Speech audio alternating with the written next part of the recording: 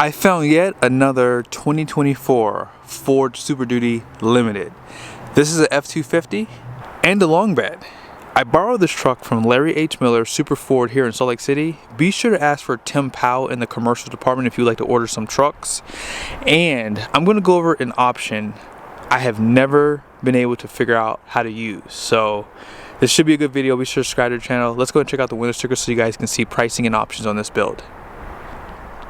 Now, at the very top is a description of the truck. It has that longer wheelbase and new color, glacier gray for 2024, an interior color.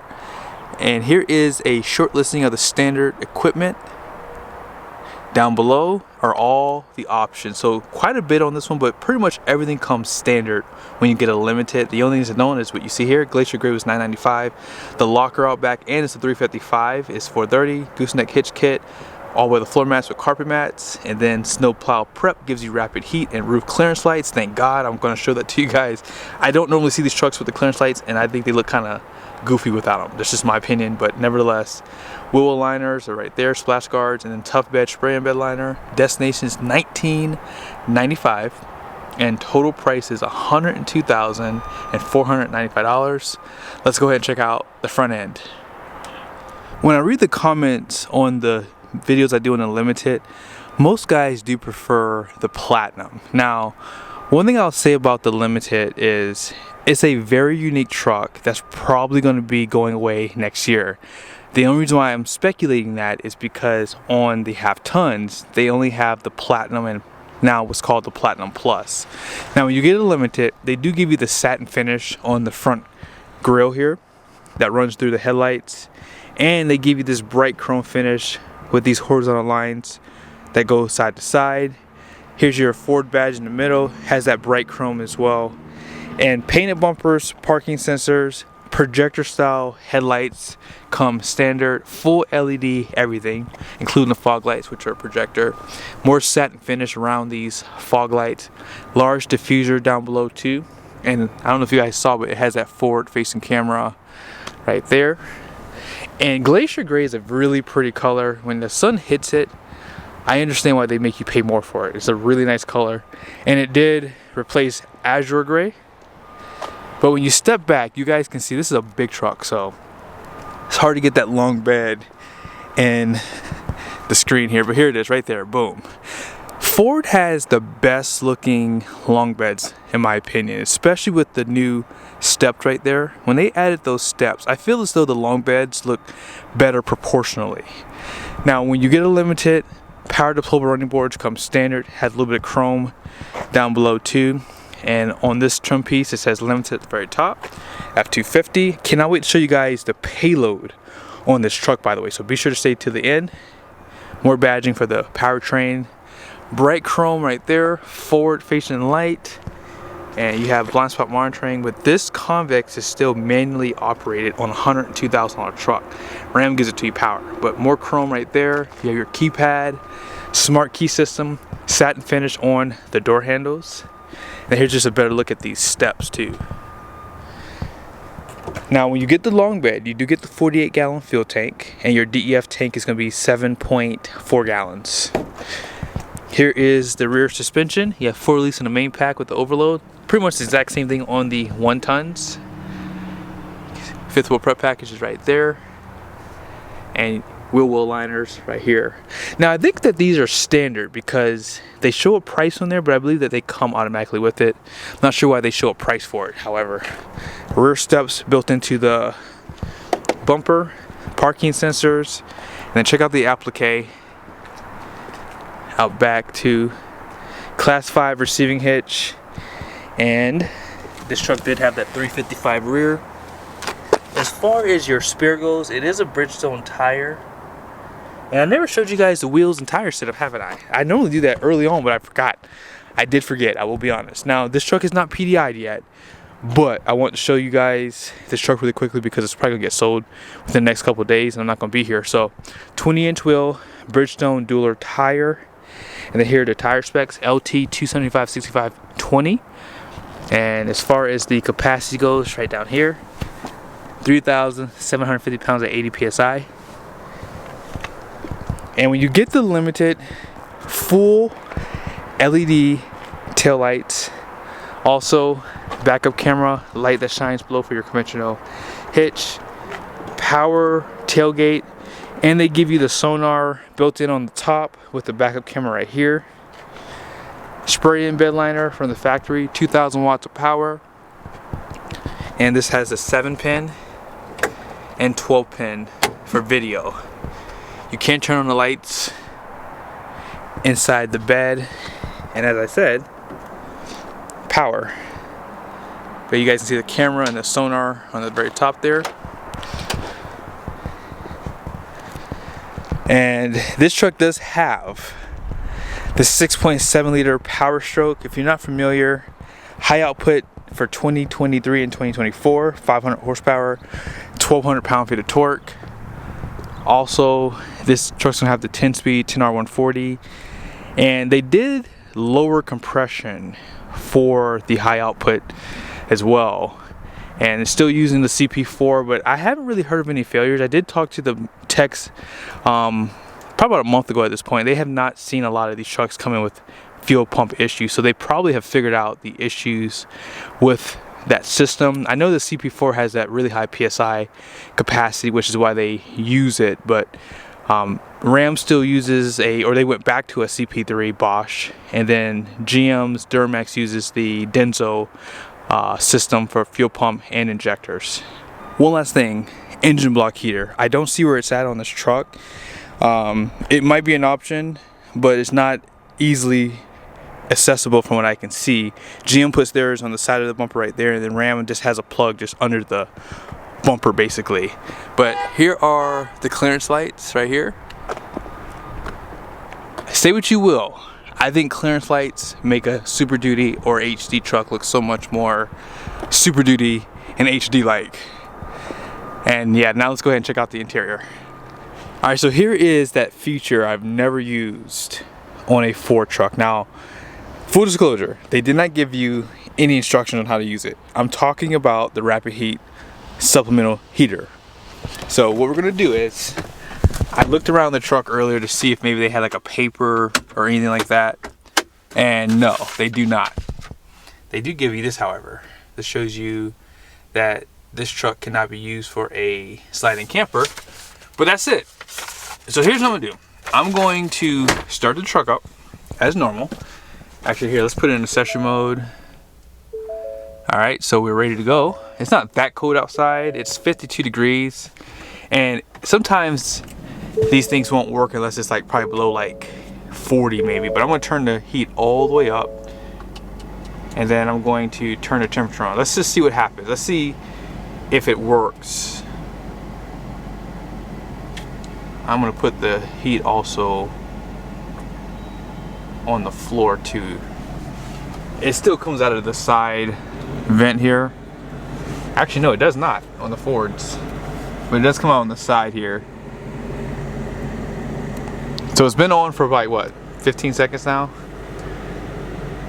It's still cold. Now, from what I've been told online, there's like a grid heater built into the dash, and that's what's heating the air. But as of right now, I still have my hand on the side here. This air is still cold. And I have not started the truck yet, so I'm pretty much going back in time when I did the video. And yes, it does not seem to be getting hot. Now, if you go through your features, I thought there might be a way you could just turn on the supplemental heater, but I don't see that that is possible. I don't see that they have a setting built in that would show you, hey, this is where you go in to set up the supplemental heater. And yes, the air is still cold. It's still cold, so it has not heated up yet. And the truck is not high idling yet, but it probably will here in a second. It has enough diesel in here to do so. But again, as I've said, I don't see where this supplemental heater is actually working. And it could be because it's not that cold outside. 52 degrees. It might need to work at a lower temperature. But let me just do a quick search in the system here to see if I am missing something, and then I'll get back to you guys in a second. It's been a few more minutes, And yes, I have not noticed any difference in the temperature. The truck has not high idled yet either, by the way, but I did go into the Super Duty's owner's manual and I don't see anything in here for rapid heat. I even typed in rapid heat and nothing came up. So this is just one of those features that I would skip. I don't really see that this works. I wish there was like a button you could push. I asked one of the salespeople too about it, and he said he's never really seen where you can go into the settings and actually turn it on. So I guess the point of me doing this video is I've always wondered what it was. I now know what it is. It's literally a heater that comes on to heat up the cabin a lot quicker. But the question still is, how does it work? So if you know in the comment section, let me know, and maybe I'll do a follow-up video on how to actually use that system. But based off what I'm seeing here, there is nothing in here that shows you, oh yeah, this is how you have to turn on the system, or here's a button on the interior that you have to push, whatever. So this was a fail, sorry. So this is why you pick a limited. You get this Admiral color interior and it's just more exclusive, right? Now as far as the limited goes, one thing I like is they do give you full leather on this door here at the very top. With the Platinum they give you a suede material right here, but you have this gray piping and stitching, carbon fiber accents around the interior, but all these controls will be pretty much the exact same, even down to a lariat. But the only thing I've said in the past I don't like about this interior is the gray. That's the only thing about this. I wish they went with like the tan interior that you can get on the Platinum with this blue. I think that would look a little bit better personally. But nevertheless, you have an illuminated kick plate here on both sides, driver and passenger. And this truck does have the max recline seats. Now I've said this in the past, I do like the way this makes the seats look too, and you can use this as like a shoulder support too if you don't need the max recline. Seat massagers top and bottom, power steering column, and you have these grab handles on both sides and out back. The running boards do work, however when it's in ship mode or transport mode it does not come on. But it's still pretty easy to get in the truck without the running boards if you're like 6 foot and you have long legs. But here's just a better look at this door. B&O sound system, 14 speakers, some of your lighting controls. You can also drop the bed from inside the truck, and you have your Pro Power electronic parking brake, and you have power pedals down below. Steering wheel has a limited badge right here, and then here are some of your controls on the steering wheel. Push button starts right there, Pro trailer backup, exhaust brake, cameras, parking sensors, caution lights, and traction control. 12-inch display, and you have a 12-inch cluster. And when you slide this close, more carbon fiber, a little bit of chrome. Actually, this is like a satin right here. And then wireless charger, 2 USBs, Type A, Type C. And this is a soft touch here on the side, and it's leather. You can slide this from our cup holders, by the way. And then this is the plaque that you get with the limited. They do this now for the Platinum Plus F150 too. You don't get this plaque on a Platinum Super Duty. Inside of this area, you guys can see deep storage, 2 Type C USBs right below, and this is a removable tray. It is illuminated also. And let's go ahead and start it up. Now I'm going to do something a little different in this video. I want to show you guys how you can set up the screen here. So here's the before. Alright, this is before, and here's the after. Now this is tow haul mode, by the way, but you can actually set up the temperatures for the gauges at the very top here.